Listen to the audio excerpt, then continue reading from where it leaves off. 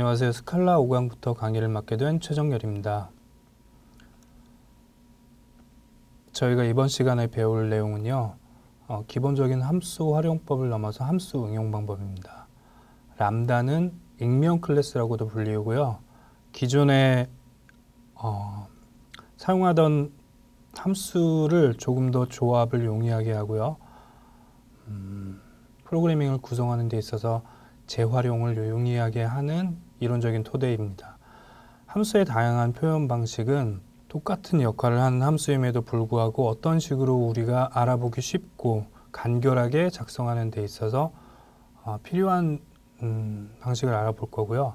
함수의 타입은 스칼라가 정적인 언어이기 때문에 자바나 C++, C 언어와 같이 타입을 갖고 있습니다.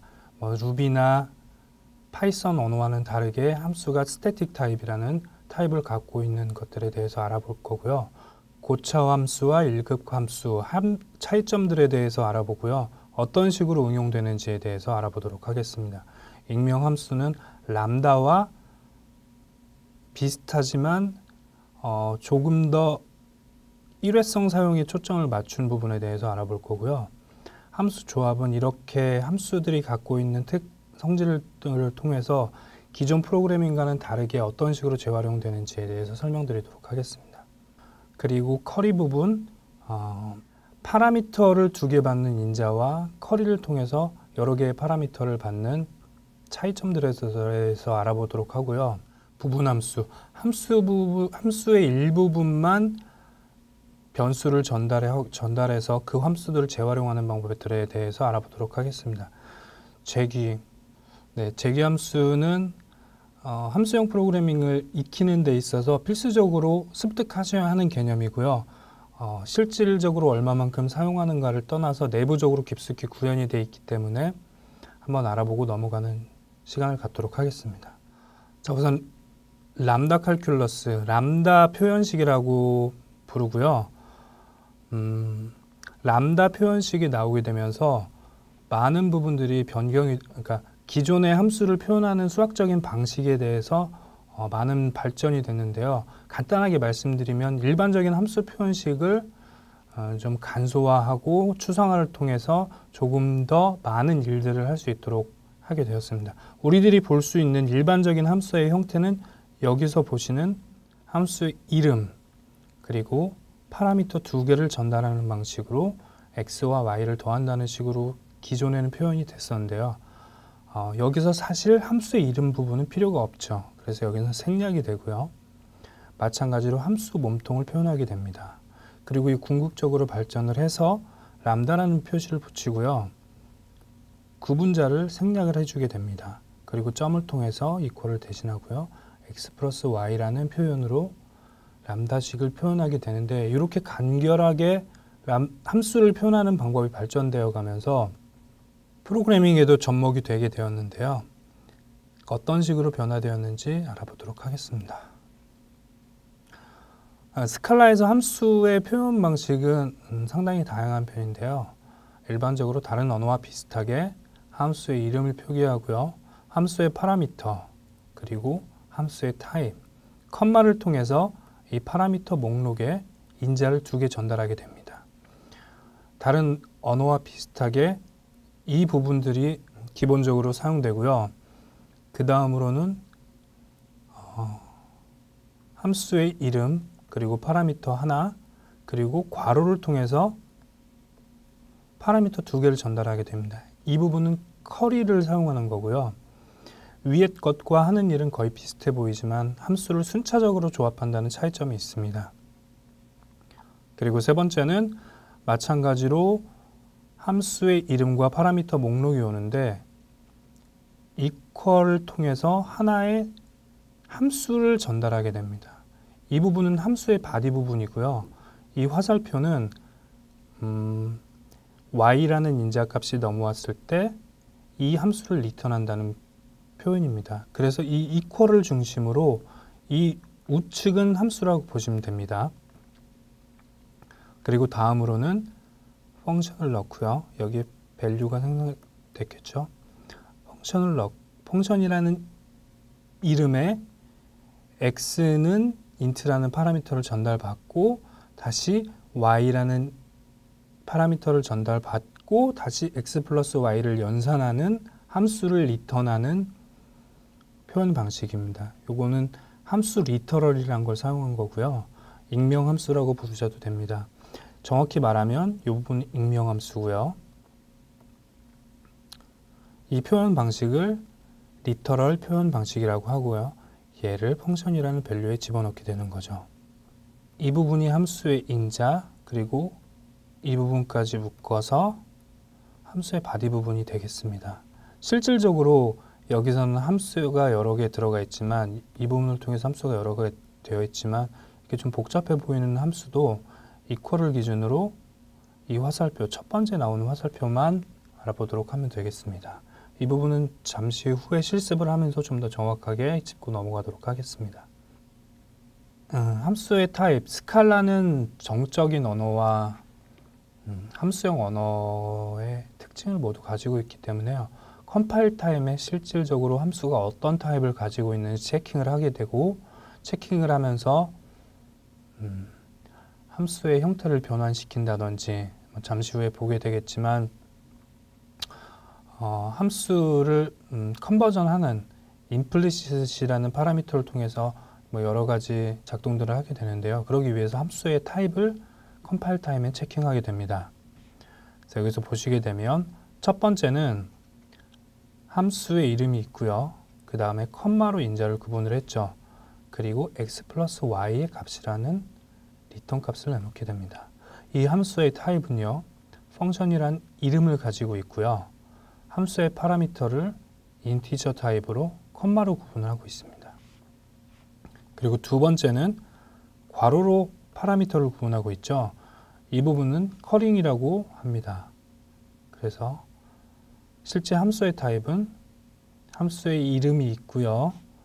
인티저를 괄호를 통해서 구분하게 되는 타입으로 인티저를 내놓는 타입이 되게 됩니다. 위의 것과는 약간 다르죠. 실질적으로 구현된 결과값은 다르지 않지만 함수를 사용하는 방법이 약간 다릅니다. 어떤 차이점이 있는지는 실습을 통해서 자세히 알아보도록 하고요. 현재는 다르다는 것 정도만 알아두시길 바랍니다. 그리고 다음으로는 함수의 이름 그리고 인자를 받고요. 이퀄을 통해서 대입을 하게 됩니다. 이 위의 부분과 마찬가지로 이퀄을 통해서 대입하게 되는데, 기준으로 봤을 때는 결과값은 이 함수의 타입이라는 겁니다. 그래서 펑션 인티저를 받는 함수에서 내놓는 결과값은 함수라는 자체가 됩니다. 약간 개념상 어려울 수 있는데요.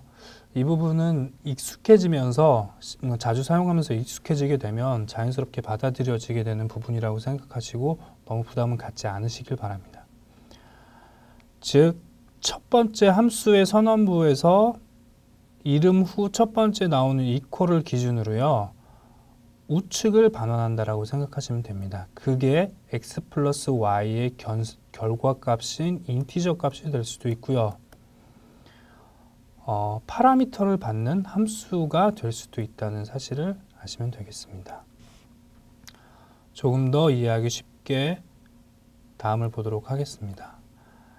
이 부분에서는 value, 함수 펑션이라는 함수 이름에 이만큼이라는 함수를 집어넣게 되는 선언 방식입니다. 그래서 함수의 타입은 펑션이라는 이름에 인티저를 리턴하는 함수가 되겠습니다. 즉, 펑션이라는 함수에서 인티저라는 파라미터를 받고 이 바디 부분을 리턴하는 함수를 펑션에다 집어넣는다고 보시면 되겠고요. 마찬가지로 펑션이라는 변수에 인티저를 받고 결과값을 리턴하는, 즉 함수를 리턴하는 함수를 펑션에다 집어넣는다고 보시면 되겠습니다.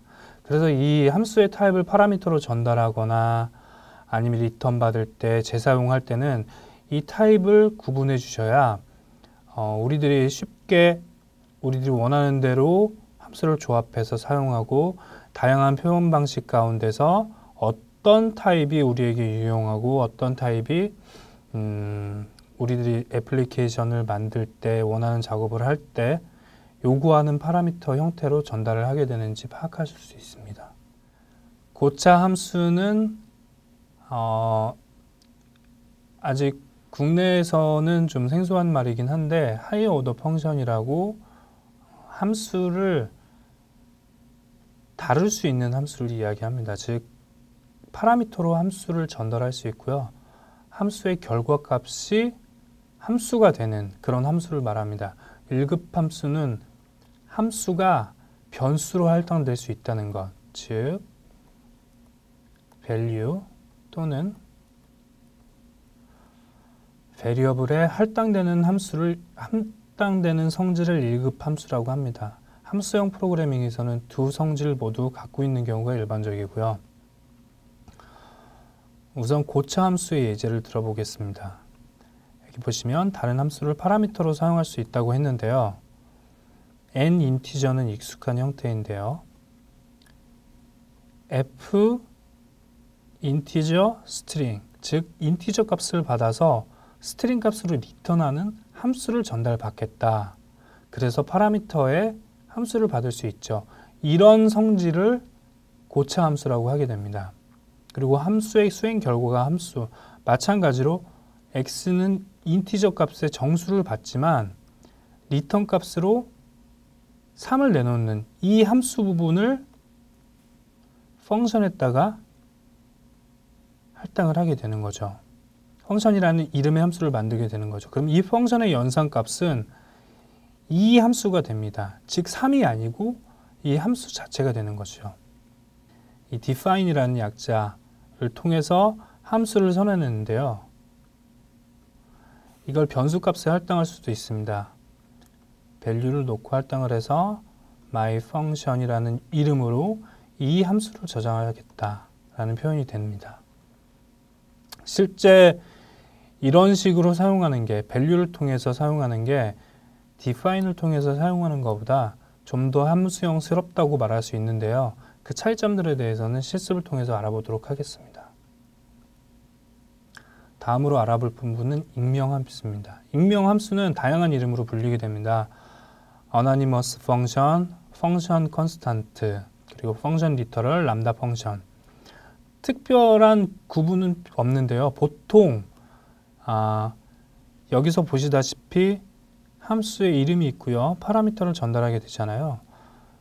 이 부분 같은 경우에는 함수와 파라미터를 받는 부분이 붙어 있으므로 이름이 있는 함수라고 이야기를 하고요. 그냥 다른 언어에서도 마찬가지로 익숙한 형태의 함수죠. 함수의 이름을 지정하지 않는 함수, 익명 함수는 어떤 함수의 이름이 여기서 보시는 바와 같이 없죠. 없는 경우에 이 자체만으로서도 함수의 역할을 하게 되죠. 물론 이 함수를 재사용하기 위해서는 함수를 할당을 해서 변수에 할당을 해서 사용을 하든지 아니면 다른 함수에 이 함수 몸통 자체를 넘기게 되겠죠. 이렇게 사용하는 방식을 이 함수를 일컫는 걸 보통은 이제 익명 함수, 즉 이름이 없는 함수라서 익명 함수라고 부르고요. 좀 더 일반적인 표현으로 펑션 리터럴이라고 리터럴하게 함수를 정의한다라고 표현하게 됩니다. 그렇게 돼서 함수를 어떤 식으로 저장을 하느냐, 좀 전에 보셨던 구문이 이 부분인데요. value를 선언을 하고 함수 이름을 저장하게 됩니다. 사용할 때는 마찬가지로 이 이름 뒤에 파라미터를 전달하면 됩니다. 그리고 익명 함수, 좀 전에 x는 인티저를 받아서 2배 곱을 해주는 부분을 리스트에 맵이라는 함수에 함수 자체를 전달하게 됩니다. 마찬가지로 여기다가 my function이라는 함수를 전달해도 되지만 굳이 변수를 선언할 필요가 없을 때는 익명 함수, 즉 함수의 이름을 생략한 상태에서 함수를 전달하게 되는 거죠. 표현이 좀 더 간결해지고 재사용할 필요성이 없는 함수인 경우에는 이런 식으로 전달을 하게 됩니다. 이번에는 함수의 조합 부분입니다. 함수가 람다식이 출현한 이후부터 람다식 이후부터 물론 수학적이긴 하지만 람다식이 출현한 이후부터 조금 더 함수를 쪼개서 프로그래밍을 작은 단위로 나눌 수 있게 됩니다. 작은 단위로 나누어서 재활용성을 높일 수 있고요. 그 부분에 대해서 알아보기 위해서 우선 함수의 호출 순서에 대해서 알아보도록 하겠습니다. 함수 f1을 정의하고 f2를 정의하고 f3를 정의했습니다. 이 함수의 호출 순서는 가장 안쪽부터 보통 실행이 되겠죠. 그래서 f1에 kdb라는 문자를 저장하게 되면 이렇게 작은 소괄호로 감싸게 됩니다. 그래서 이 부분이 되는 거고요. 이 결과값을 다시 함수 f2에 전달합니다. 소괄호에 둘러싸인 kdb라는 파라미터로 전달이 되고 다시 중괄호로 감싸게 되겠죠. 그렇게 돼서 함수 f2가 적용이 되고 마지막으로 f3에 이 전체가 전달이 되면서 대괄호로 묶이게 됩니다. 그렇게 돼서 함수의 호출 순서는 안쪽부터 f1, f2, f3 형식으로 진행하게 됩니다. 그래서 조금 더 왼쪽부터 오른쪽으로 읽을 수 있도록 함수의 조합을 약간 변경하는 방법이 있는데요. 그건 andthen이라는 연산자를 사용하게 됩니다. 그래서 f1에 가장 먼저 값을 대입을 하고 f2에 다시 f2라는 함수를 적용하고 다시 f3라는 함수를 적용하게 됩니다. 그래서 소괄호부터 묶이게 되는 식으로 점점과는 다르게 안쪽부터 표현되는 것이 아니라 좌측부터 대입되는 함수가 나타나게 되고요. compose는 그 반대입니다. 그래서 가장 먼저 f3가 적용이 되고요. 그 다음에 f2, f1이 적용되는 형식입니다. 실질적으로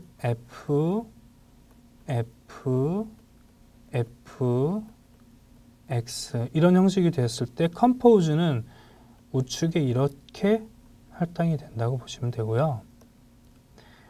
and는 이렇게 안쪽부터 그리고 이렇게 순서를 바꾸기 위한 부분인데 실질적으로 많이 사용할 일은 없습니다만 다른 사람이 짠 코드나 어떤 라이브러리, 프레임워크를 분석할 때 필요한 부분이라 설명을 하고 넘어갔습니다. 그 다음에 이제 쿼리 함수를 보게 될 텐데요. 단순히 파라미터를 컴마가 아니라 괄호로 구분하게 되는 함수를 말합니다.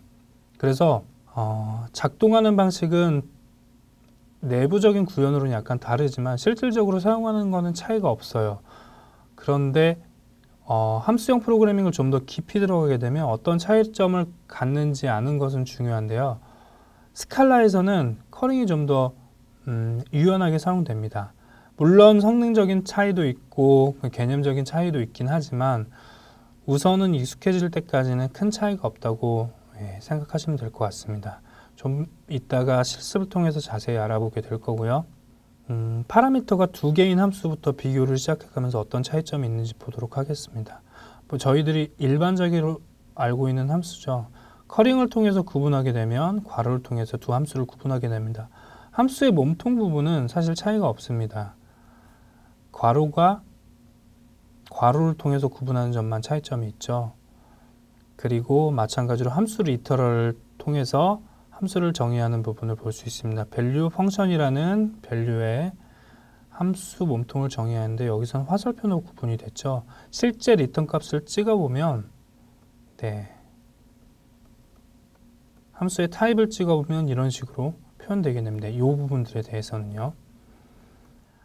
부분 적용 함수입니다. 어떤 함수가 인자가 여러 개 있는 경우에 인자의 일부분만 적용하는 함수를 말합니다. 함수의 파라미터가 두 개 이상인 경우 여기서는 x값과 y값이 되겠죠. x값과 y값이 되겠죠. x에다가 2를 넣고 우리가 앞으로 계속 사용하고 싶은 경우에는 펑션 2를 대입해 주고요. 다른 인자 하나는 그대로 넣어주게 됩니다. 그렇게 돼서 다음에 my 펑션을 호출할 때 1이라는 값만 전달을 해도 기존에 2가 이쪽에서 대입했었기 때문에 3이라는 결과를 내놓게 됩니다. 그래서 부분적으로 적용된 함수고요.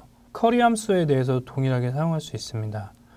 주의 깊게 보셔야 될 부분이 사용하는 방법은 거의 비슷한데요. 여기서는 언더스코어를 사용하게 되죠. 네, 플레이스 홀더라고 스칼라에서는 이야기를 하는데 이 전 슬라이드로 넘어가서요.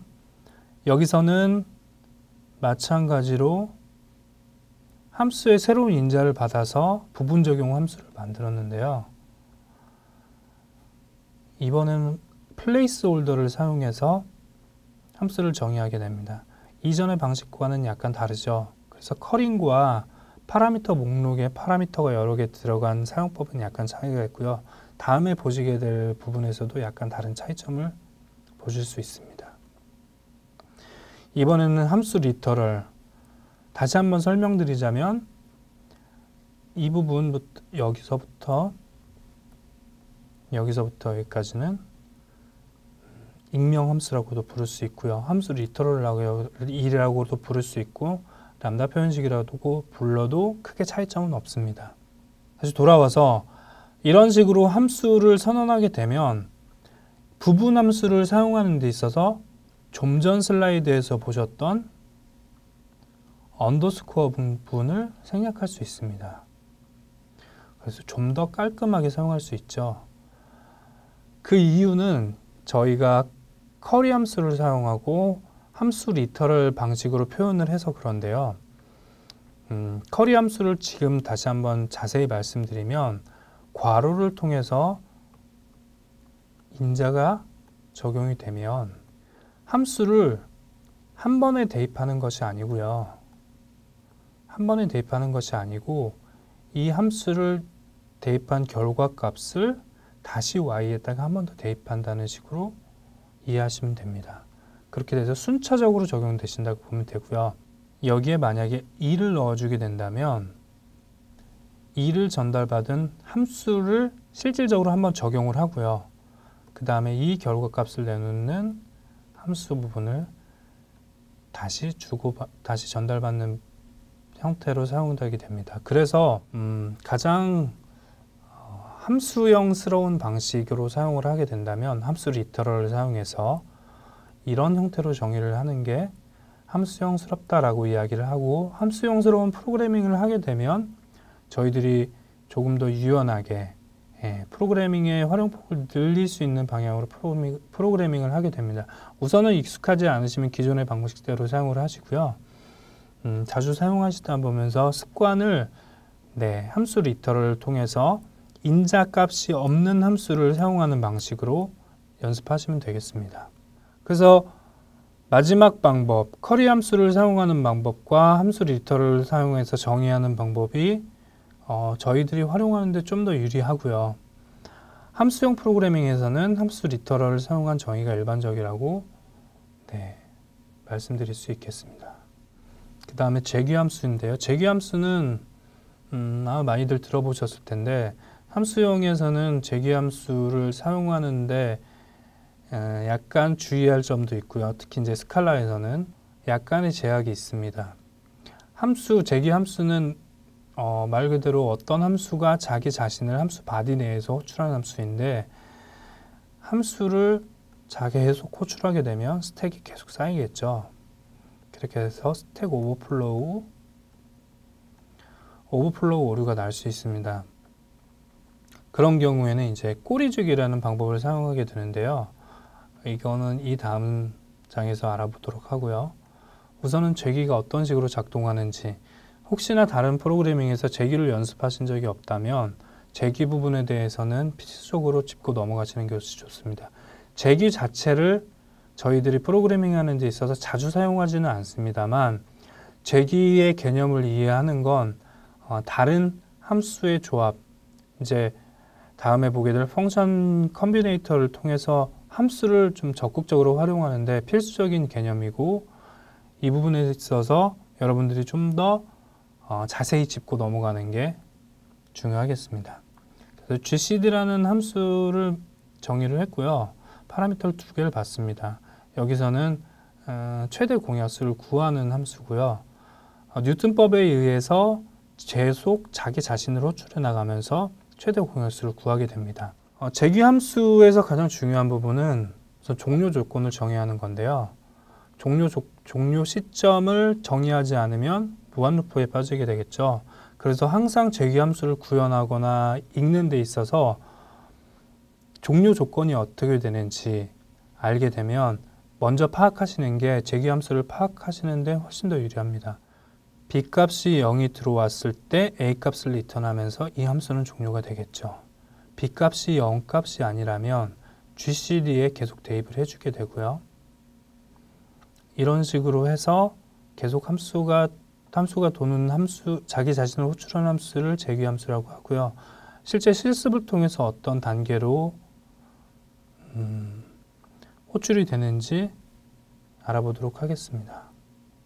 조금 전에 말씀드렸던 재규 함수를 다시 한번 살펴보면 함수형 프로그래밍에서 자주 사용함으로 익숙해져야 되고요.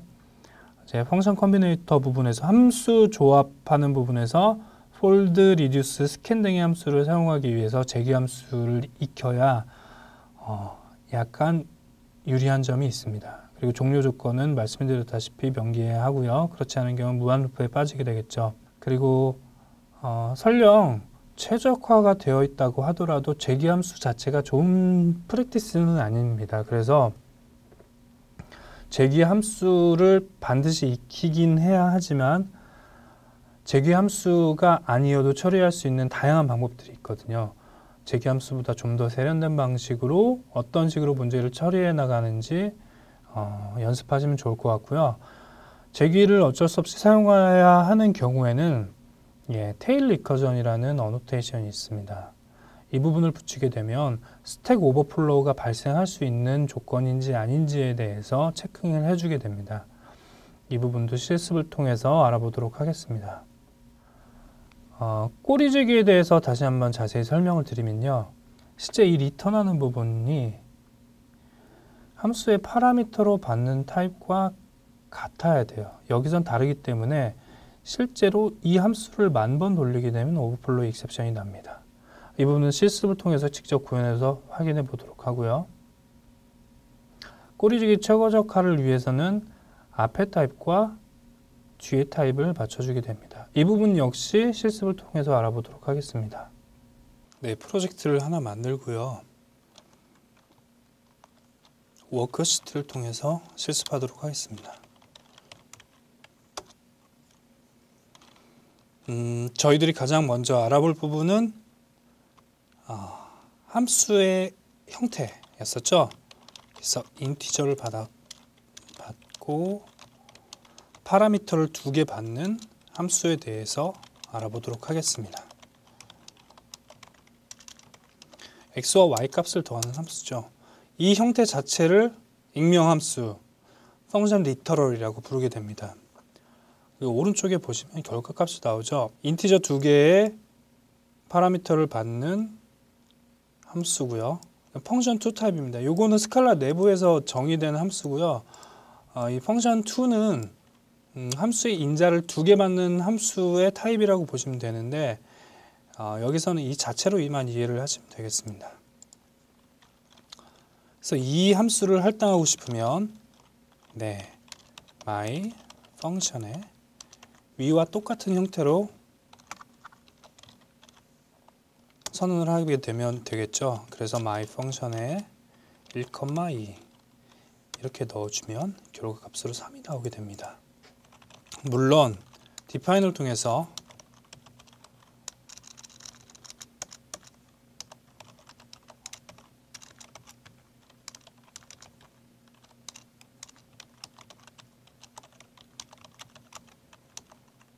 이런 식으로 정의를 해도 결과값은 똑같습니다만 중요한 차이점은 함수의 타입이 다르다는 거겠죠.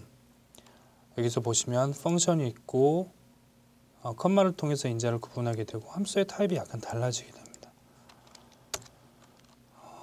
그렇게 돼서 my 펑션과 펑션이 어떻게 다른지에 대해서 알아봤는데 실질적으로 좀 전에 저희 PT에서 파셜 펑션을 보셨었죠. 부분 적용 함수라고 이야기하는데 부분 적용 함수 my partial function 그리고 y는 인티저 값을 받고요.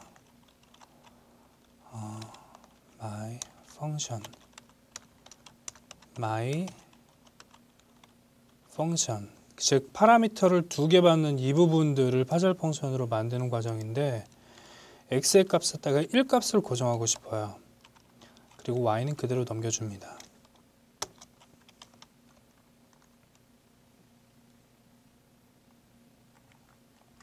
네. 그렇게 되면 my 파절 펑션이라는 부분 함수를 정의했고요. my 파절 펑션에 이 값을 넣어주게 되면 결과값으로 3이 리턴 되겠죠. 네, 다음으로는 커리 함수를 생성해서 어떤 식으로 적용하게 되는지, 커리 함수를 사용해서 어떤 식으로 파절 펑션을 사용하는지 알아보도록 하겠습니다. 그래서 커리 함수는 좀 전에 말씀드렸다시피 x 인티저, y 인트,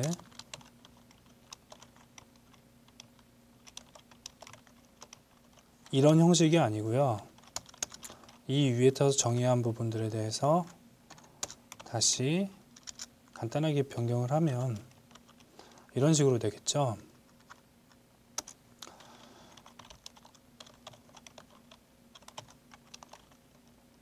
그래서 다시 적용을 하게 되면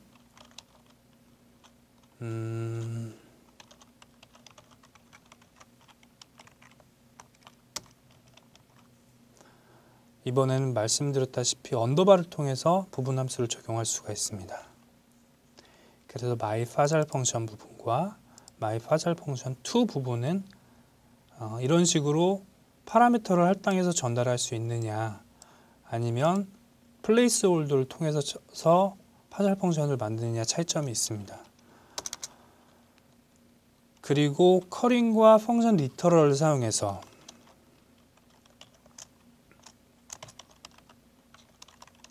사용한 함수를 보도록 하겠습니다. 인티저 그리고 인티저, 이 값은 x 플러스 y 값을 내놓는다고 했을 때 파셜 펑션을 만드는 방법은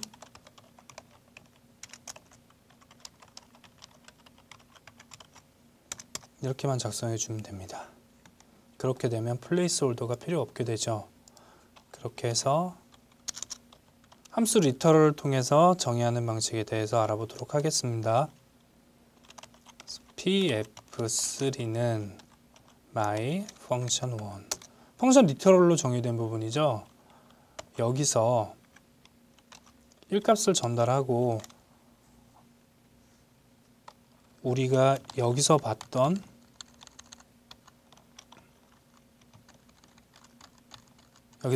방식이나 여기서 봤던 방식과는 다르게 그대로 1값만 적용하면 파셜 펑션이 되는 걸 알 수 있고요. 결과값을 보면 3이 되는 걸 알 수 있습니다.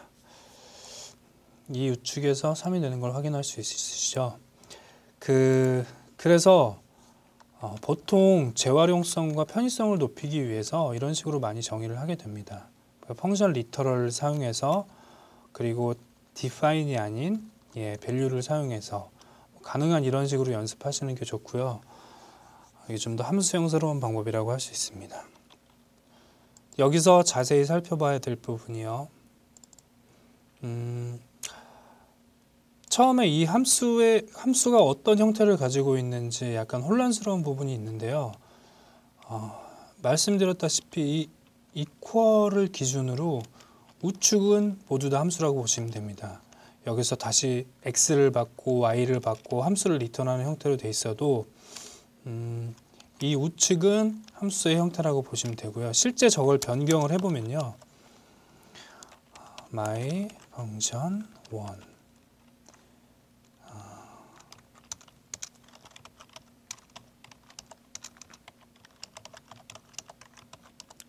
인티저 값을 파라미터로 받고요. 이 결과 값은 어떤 값이 되는 거예요. 그게 함수가 될 수도 있고 3이라는 값이 될 수도 있고 다양한 형태가 될 수도 있는데, 여기서는 다시 인자를 받아서 결과값을 내놓는 함수의 타입이라는 거죠. 그래서 함수의 타입을 보면 인티저를 받아서 다시 인티저를 받고 인티저를 리턴하는 함수라고 생각하시면 됩니다. 약간만 더 응용을 하게 되면요. 인티저 다시 z값을 받아서 결과값을 내놓는 함수의 타입은 복잡하게 생각할 필요 없이요.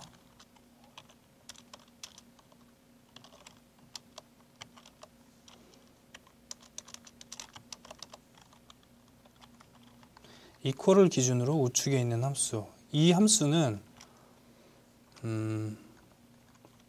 뭐 이런 숫자 값이 될 수도 있고요. 그 다음에 이런 함수가 될 수도 있고요. 결과를 받아서 2배 하는 함수가 될 수도 있고요. 조금 전에 작성한 바와 같이 함수를 받고 다시 함수를 생성하는데 그 함수는 다시 인자 하나를 받고 다시 그 결과값이 다시 함수를 생성하는 함수라고 보시면 됩니다. 차근차근히 앞에서부터 순서대로 보시면 함수를 분해하는데 그렇게 어려움이 없으실 거라고 생각을 하고요. 이 부분이 익숙하지 않으시더라도 자꾸 타이핑 해보시고 연습해 보시는 게 익숙해지는 지름길이라고 생각합니다. 그래서 익숙해지시는 게 중요하고요. 사실 익숙해지는데 기존 프로그래밍을 하셨던 분들도 쉽지 않은 부분들이 있습니다. 뭐 다이나믹 랭귀지, 파이썬이나 루비 같은 언어를 하셨던 분들은 함수의 타입이 있는 부분들에 대해서 약간 어려워하시고요. 기존의 자바 같은 언어를 하셨던 분들은 펑션 리터럴이라든지 함수를 선언하는 방식들에 대해서 약간 익숙해지는데 시간이 필요한데요. 스칼라를 제대로 활용하기 위해서는 두 패러다임을 적절하게 이동해서 애플리케이션에 맞는 성격으로 좀 더 적합한 방법을 택해서 구현하는 것이 중요하니까 두 부분 모두 다 연습하시고 익숙해지면 뭐 여러모로 도움이 될 것 같습니다. my function x 인티저 y 인티저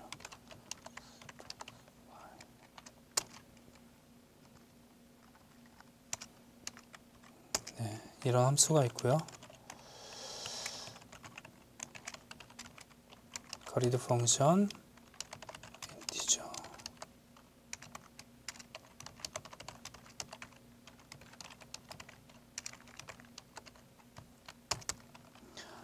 여기서 다시 한번 말씀드리지만 이퀄을 기준으로 우측이 함수 바디라고 생각하시면 되고요. my 펑션 하는 일과 my 커리드 펑션 하는 일, 첫 번째, 두 번째 함수 하는 일이 같죠.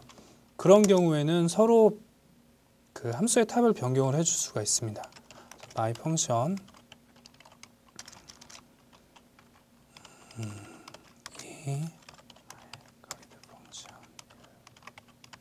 함수의 타입이 다르게 되고요. 함수의 타입이 다르기 때문에 저희들이 익명함수로 다시 선언을 하는 데 있어서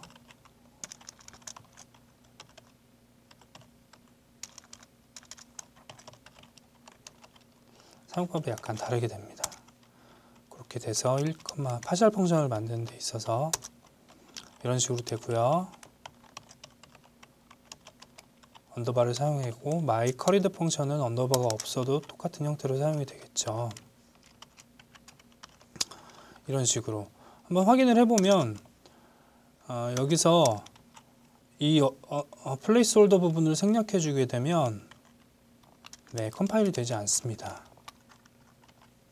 그래서 이 두 함수를 어떻게 변경을 하느냐,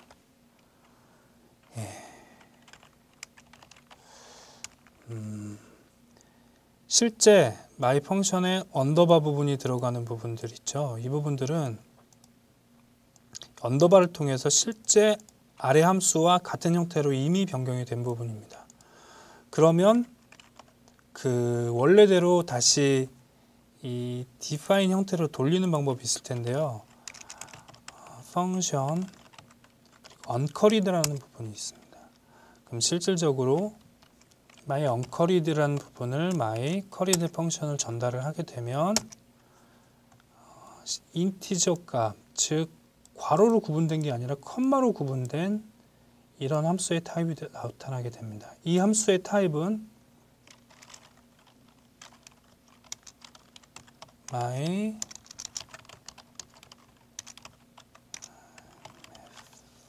x 인티저 그리고 y 인티저는 x 플러스 y. 네, 이 타입과 동일하게 되죠. 실질적으로 인티저를 받고 인티저를 받아서 인티저를 내는 함수, 그리고 저희가 괄호 안에서 이렇게 적용한 함수, 컴마로 구분한 함수, 같은 타입으로 변환을 할 수 있습니다.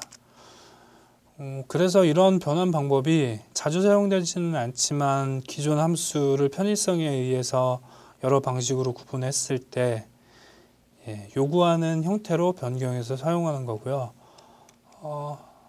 약간 어려울 수 있는 도 있고 세세한 부분인데도 짚고 넘어가는 건 실제 우리들이 활용하는 데 있어서 다른 사람들이 작성한 코드를 읽는 경우가 많기 때문에 우선 스칼라는 좀 읽을 줄 알아야 되거든요. 그래서 그런 읽는 부분들에 대해서 실습을 해보고 있습니다. 그래서 약간 어려우시더라도 처음에 워크시트를 이용해서 자주 실습을 해보시고요. 어떤 타입의 함수가 나오는지, 이건 어떤 타입인지, 그리고 이런 함수의 파라미터들, 이런 함수에서 전달받는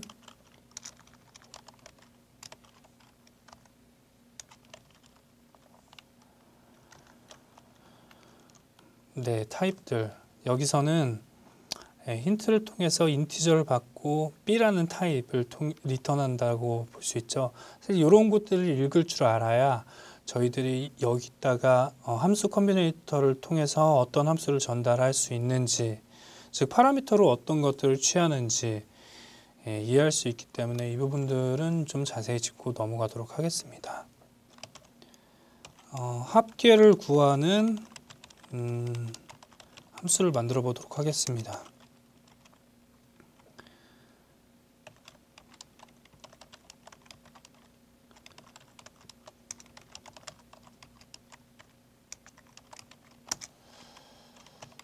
항상 종료 조건이 있어야 된다고 말씀드렸죠. 그래서 재규함수를 작성할 때는 종료 조건을 먼저 생각하고 언제 값을 종료해야 될지를 먼저 정의를 해두고요. 여기서는 x가 y보다 큰 경우에 종료하도록 하겠습니다. 그리고 그 경우에는 함수를 호출을 해줘야겠죠. 여기다가 다시 함수를 넘기게 됩니다.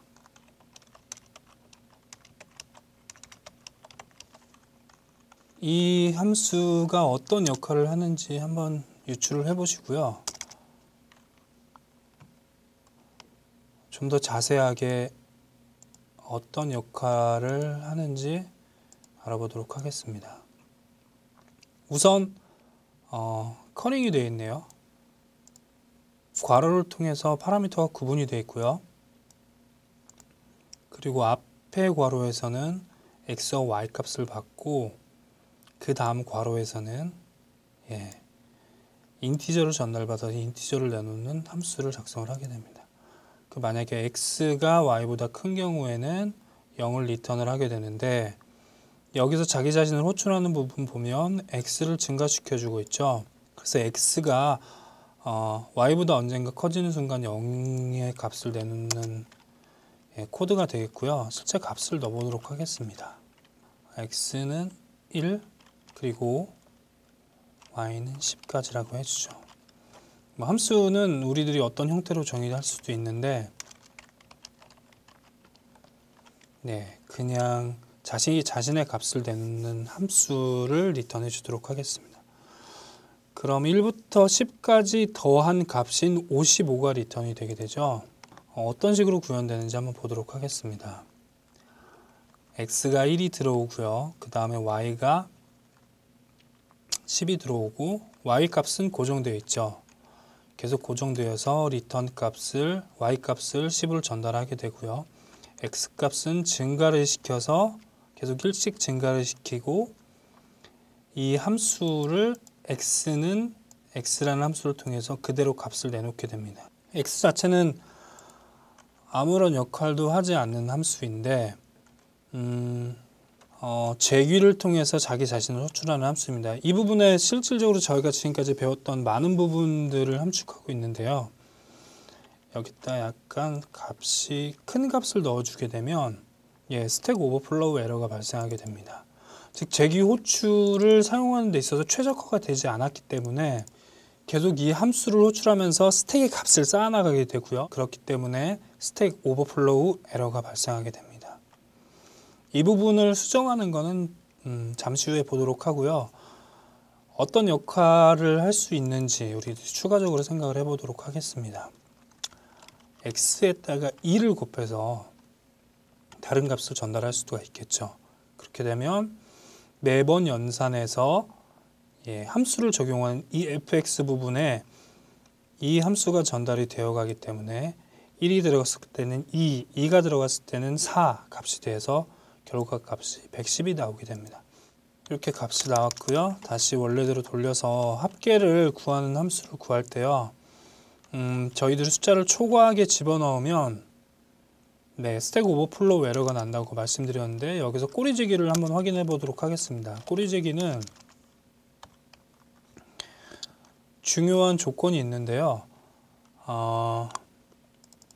여기 들어가는 함수의 타입과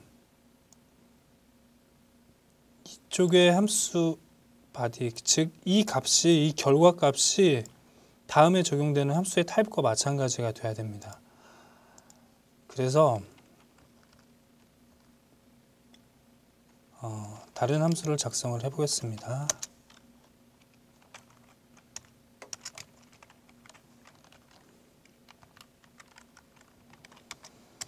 마찬가지로 함수의 값을 구하는 함수인데요. 조금 전에 이게 잠깐만요. 뭐지? x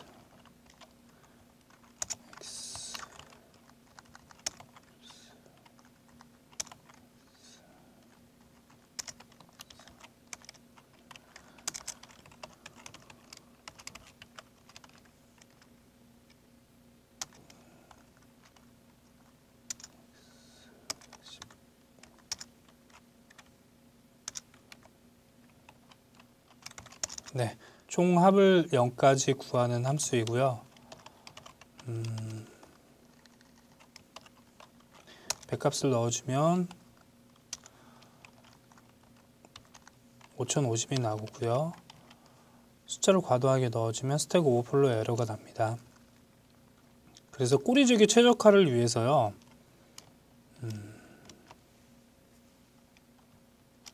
이 함수, 이 플러스 되는 부분을 약간 변경을 해주도록 할 텐데 그러면 약간의 추가적인 작업이 필요하게 됩니다. accumulator라는 인티저 값을 받아서 accumulator를 계속 전달을 할 거예요. 그리고 100가지의 숫자를 구해주도록 하겠습니다. accumulator 플러스 x가 되겠죠. 그럼 마찬가지로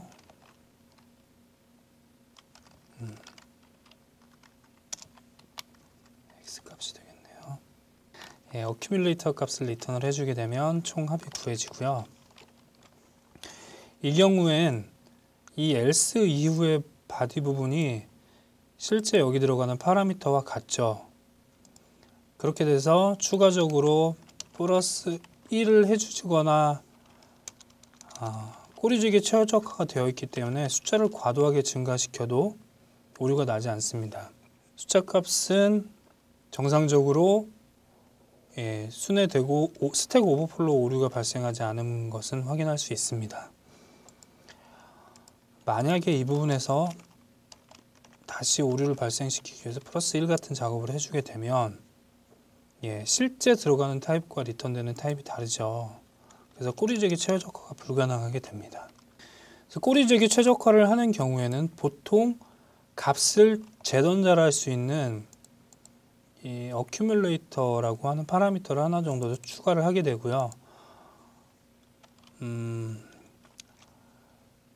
부득이하게 재기하는 경우에 꼬리재기 최적화를 하게 되는 경우에는 이런 특징을 갖고 있다라는 것 정도만 알고 계시면 될 겁니다. 그리고 필요하면 한 번 정도 직접 구현을 해보시는 것도 이해하는 데 빠른 도움이 될 거라고 생각합니다.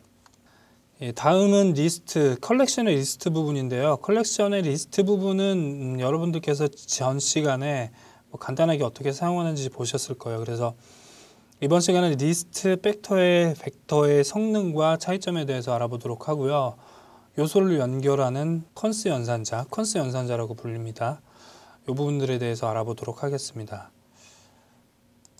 그래서 리스트 벡터, 보통 이제 스칼라 2.8, 예전에는 보통 리스트를 많이 사용을 했었고요. 다른 랭귀지에서도 리스트가 기본적인 자료용으로 자주 사용이 되는데, 스칼라에서는 최근 들어서 벡터라는 최근 들어서 2.08 이후에 컬렉션 API 부분을 대대적으로 개편을 하면서 기존의 구현된 방식과는 약간 다르게 성능적인 부분을 최적화한 벡터 클래스를 자주 사용하게 됐습니다. 그전에도 존재하긴 했었는데, 그래서 성능적인 부분을 보시면 헤드라는 연산자를 사용할 때 리스트의 경우 리스트부터 보면 상수시간이 걸리고요. 테일도 상수시간, 어플라이 같은 경우는 선형시간, 그리고 어펜드도 선형시간이 걸리겠죠. 일반적으로 자료 구조를 보시면 링크드 리스트 같은 경우는 가장 마지막에 있는 요소에 어펜드를 할 때는 모든 요소들을 순회해야 되는 단점이 있기 때문에 그 부분들을 개선해서 벡터를 내놓게 되었습니다. 벡터를 개선했고요. 실질적으로 기존에는 여러분들이 보실 때는 리스트의 타입을 많이 보시게 되겠지만 최근에는 벡터를 사용하는 추세라고 아시면 될 것 같아요. 그래서 벡터 같은 경우는 실제 컨스턴트 타임은 아니지만 컨스턴트 타임에 가까운 형태로 모든 메소드들이 구현되어 있다고 생각하시면 됩니다. 그래서 여기서는 익숙한 리스트를 자주 사용하게 되지만 여러분들이 사용하실 때는 벡터나 리스트나 큰 차이는 없다라고 생각을 하시고 이해하시면 되겠습니다. 네, 좀 전에 말씀드렸던 부분을 설명드리는 거고요. 이 연산자는 컨스 연산자라고 부르는데요. 여러분들이 플러스 땡땡 그리고 땡땡 플러스 같은 연산자를 많이 보시게 될 거예요. 이 연산자가 약간 헷갈릴 텐데 구분하는 쉬운 방법이 있습니다. 1 땡땡 플러스 리스트, 어떤 형태의 리스트가 오든지 간에 이런 식으로 사용하게 되고요. 리스트 땡땡 플러스 1 이런 식으로 땡땡을 기준으로요. 이 콜론을 기준으로 컬렉션이 온다고 보시면 되고요. 컬렉션 기준으로 플러스가 붙으면 이 우측에는 요소, 플러스가 있는 방향으로 좌측에는 요소가 붙는다고 보시면 됩니다. 이 콜론 같은 경우에는 좀 더 다른 특징이 있는데요. 중요한 특징이 있는데, 실제 함수 적용 방향, 원래 이 오브젝트에서 함수를 호출할 때는 1에서 함수가 호출이 되어야 하는데도 불구하고 1에는 이 컨스라는 연산자가 없습니다. 실질적으로 리스트에 있는 연산자거든요. 저 리스트에 있는 연산자가 컴파일러에서 이 콜론을 찾아서요. 콜론이 연산자의 우측 끝에 붙어 있으면 컴파일러에서 우측 오브젝트를 찾아서 실제 아래와 같은 형태로 변경을 해주게 됩니다. 내부적으로는요. 그래서 1컨스 리스트 이 부분은 실제 컴파일 타임에 리스트 234 그리고 점을 통해서 이 메소드를 호출하는 거죠.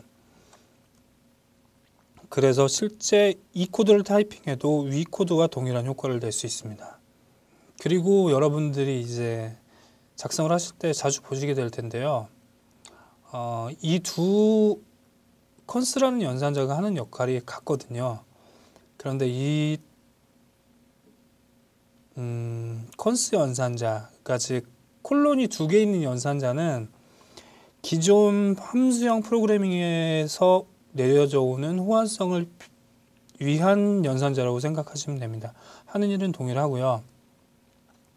다만 이제 우측에 연산자가 붙을 때 플러스라는 것과 대칭성을 맞추기 위해서 추가가 됐고, 예전에는 패턴 매칭이라든지 여러 가지 작업을 하는 데 있어서 불이익이 있긴 했는데 현재는 차이점이 없기 때문에 뭐 동일하게 사용하셔도 되고, 어쨌거나 최근 추세는 이 방향으로, 그래서 플러스를 붙이는 방향으로 사용한다고 생각하시면 되겠습니다. 리스트 안에 들어간 요소를 하나 더 추가해주는 역할을 하게 되죠. 그런데 이 콜론이 3개 붙은 이 연산자는 함수를 3개 붙여서 하나의 리스트로 만들어주는 연산자입니다. 만약에 이걸 생략하고요, 2개만 붙이면 리스트 1, 2, 3 그리고 리스트가 들어가게 되겠죠. 4, 5, 6. 그래서 원하는 바는 아니겠죠. 리스트 안에 숫자와 리스트가 동시에 들어가는 걸 원하는 바는 아니니까 이 경우에는 콜론 3개 사용한 연산자를 사용해 줍니다. 그리고 스칼라에서 좀 더 다양한, 앞으로 실습하면서 필요한 부분들에 대해서 말씀드릴 텐데요. 1, 2, 10 이렇게까지 작성을 해주시면 1부터 10까지의 그 컬렉션이 완성되고요. 이 to는 인클루시브해서 1부터 10까지의 숫자를 표현하고요. until은 1부터 9까지, 즉 10을 제외한 숫자 컬렉션이 만들어지게 됩니다. 실질적으로 이것도 함수인데 임플리시트 컨버전이라든지 여러 가지 작업들을 통해서 실제 이런 컬렉션들을 뽑아내게 되는데, 자세한 구현 방법이나 작동 원리에 대해서는 차차 알아가 보도록 하고요. 실습할 때 이 점에 대해서 숙지해 주시면 되겠습니다. 그리고 이제 리스트를 동일한 값으로 채우고 싶을 때는 리스트의 fill을 통해서 10개의 요소에다가 1을 채우겠다라는 식으로 작업을 해주면 되고요. 이제 2차원 배열을 만들고 싶은 경우에는 tabulate라는 연산자를 사용하면 됩니다. 그러면 아까 보셨던 익명함수 부분이 들어가죠. 10개의 요소를 만들고 싶은데 익명함수를 집어넣어서 어떤 값들을 우리가 조작을 할 수가 있습니다. 10개의 값들이 순차적으로 인덱스로 이쪽으로 인덱스 값으로 넘어오고요. 이 숫자를 2씩 증가를 하고 싶으면 x 곱하기 2를 해주면 되겠죠. 네, 이런 식으로 해서 우리가 원하는 값, 2차원 배열도 만들 수 있고, 여기다가 숫자 대신 문자로 어떤 값들을 조합을 할 수도 있고, 이런 경우에는 뭐 랜덤 값을 집어넣을 수도 있고, 이런 경우에는 태블릿을 자주 사용하게 됩니다. 뭐 실질적으로 자주 사용하다기보다는 실습에 있어서 필요한 부분이므로 여기서는 설명을 하고 넘어가는 거고요. 정말 중요한 부분인 함수 콤비네이터 부분에 대해서 자세히 알아볼 예정입니다. 리스트의 컨스 연산자에 대해서 알아보도록 하겠습니다.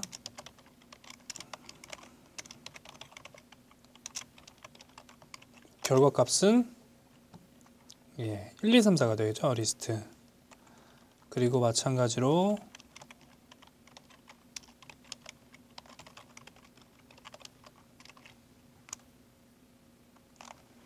똑같은 결과값이 나오게 됩니다. 이 부분은 호환성 때문에 있다고 말씀을 드렸고요. 리스트 뒤에 요소를 추가하고 싶은 경우에는 콜론 그리고 플러스 기호를 사용한 연산자를 사용하시면 됩니다. 한 번 더 말씀드리면 이 콜론 부분에서 컴파일러가 이 콜론 연산자에서 가장 우측에 콜론을 발견하게 되면 뒤집습니다, 순서를. 그래서 윗줄의 호출 방식은 실질적으로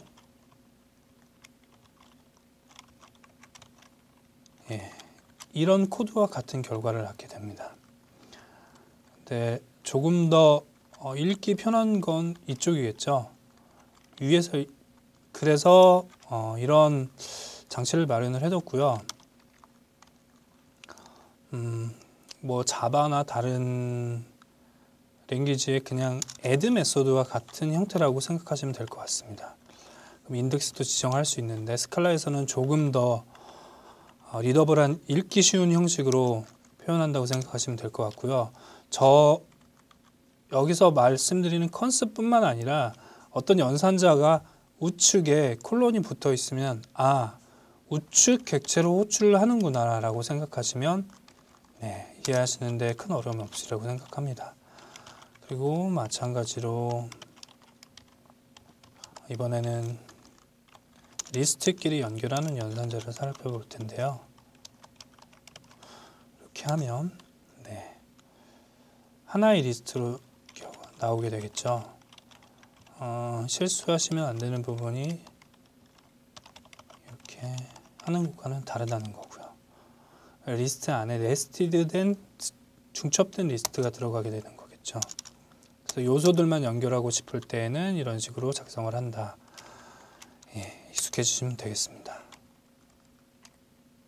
그리고 다음으로는 숫자의 컬렉션을 만드는 방법인데요. 1부터 10까지의 컬렉션을 만들고 싶은 경우엔 이렇게 작성해 주시면 되는데요. 약간 길어서 안 보이시죠? 이렇게 하면 보이게 됩니다. 그래서 실습하는 경우에는 좀 줄이기 위해서 리스트로 변화를 해주겠습니다. 그럼 이제 앞에 패키지 네임이 빠지게 되고 리스트 표현이 좀 더 한눈에 들어오니까 이 방법을 계속 사용하도록 하고요. 말씀드렸다시피 1 until 10 to list. 이건 10을 제외한 나머지 형태로 컬렉션을 만들어 주게 됩니다.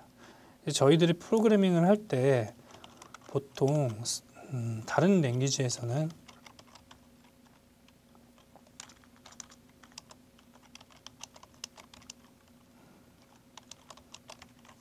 이런 식으로 작성을 해주게 되는데요. 이 10보다 작은 경우에는 until의 의미에 가까운데 스칼라에서는 실질적으로 조건문에 until을 넣는 경우가 많지 않아요. 그 이유는 함수형 프로그래밍의 어떤 특징 때문인데요.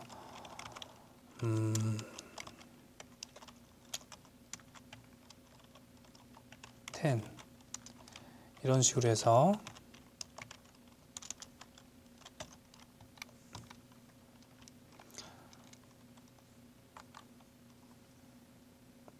값을 뽑아내 주는데 원래대로라면 일반적인 포문이라면 until이 좀 더 익숙하시겠죠. 그렇지만 왜 0부터 10까지 함수를 그러니까 인덱스, 배열의 요소는 0부터 접근하게 되는데 이렇게 0부터 접근하게 되는데 스칼라에서는 저런 방식 자체가 그러니까 일반적이라기보다는 함수형 언어에서는 좀 더 툴을 사용해서 실질적으로 우리가 원하는 값들을 뽑아내서 직접 사용하는 데 의미가 있기 때문에 인덱스를 사용하는 것, 그러니까 즉 어떤 리스트의 인덱스 값으로 접근해서 값을 빼오는 것보다는 그 값 자체를 사용하는 방식이 좀 더 익숙하게 됩니다. 그래서 프로그래밍을 보시게 되면 어쩔 수 없이 until을 사용하는 경우가 있긴 합니다만 이런 식으로 해서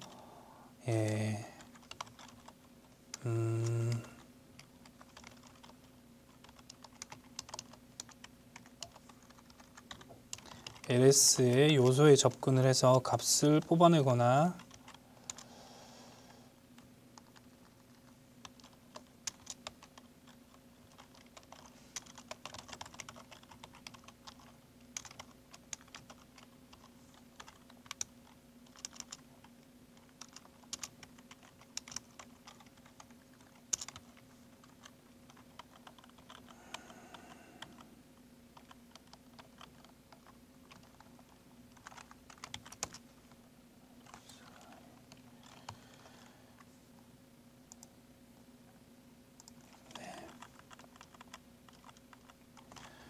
이 요소에 접근해서 값을 뽑아내는 대신 접근할 때 이번에는 약간 다른 형태로 CS는 리스트를 만드는데요. A부터 Z까지 알파벳을 리스트로 만들고 싶습니다. 좀 더 보기 편하게 리스트를 변환을 해주고요.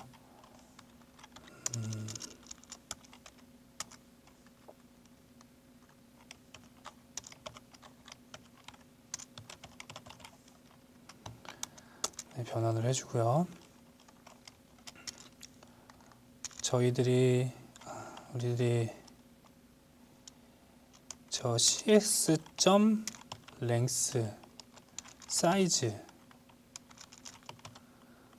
사이즈를 구해서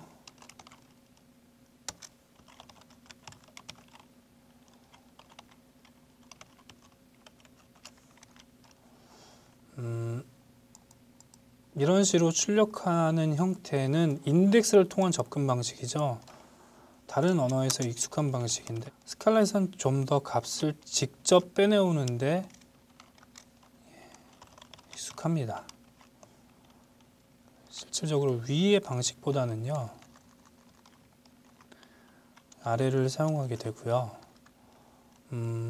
to나 until 같은 형태의 인덱스를 접근하는 방식으로는 until이 나오는 부분은 인덱스로 접근한다는 그런 어떤 암시를 가지고 있어서 가능한 until은 사용하지 않는 게 좋을 것 같습니다. to를 사용하거나 값을 직접 가져오는 데 익숙해지는 게 중요할 것 같고요. 이번에 알아볼 리스트를 생성 방식은요, fill입니다. fill을 통해서 리스트를 10개 정도 만들고요. 여기다가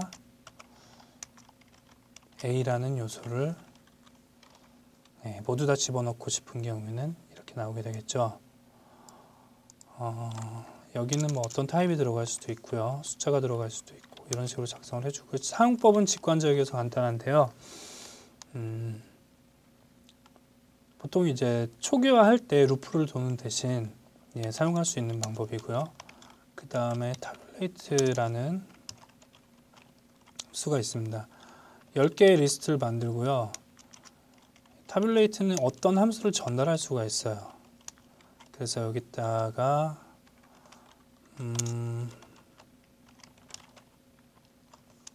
전달을 해주면, 그러니까 즉 이 함수에 전달받은 값을 그대로 집어넣게 되면 숫자가 순차적으로 들어가게 됩니다. 즉 인덱스 넘버를 반환을 하는 거고요. 2차원 배열을 만들 수도 있는데요. 2차원 배열을 만들고 싶은 경우는 파라미터를 2개 받겠죠. 그래서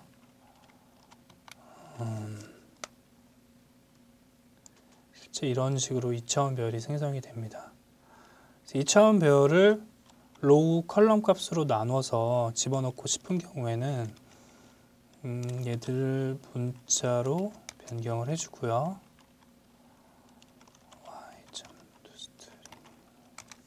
변경해주면 차례차례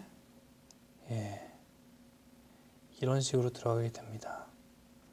숫자를 넣어주고 싶은 경우, 1부터 99까지 넣어주고 싶은 경우는 x 곱하기 10 플러스 y를 해주면 숫자로 들어가게 되겠죠.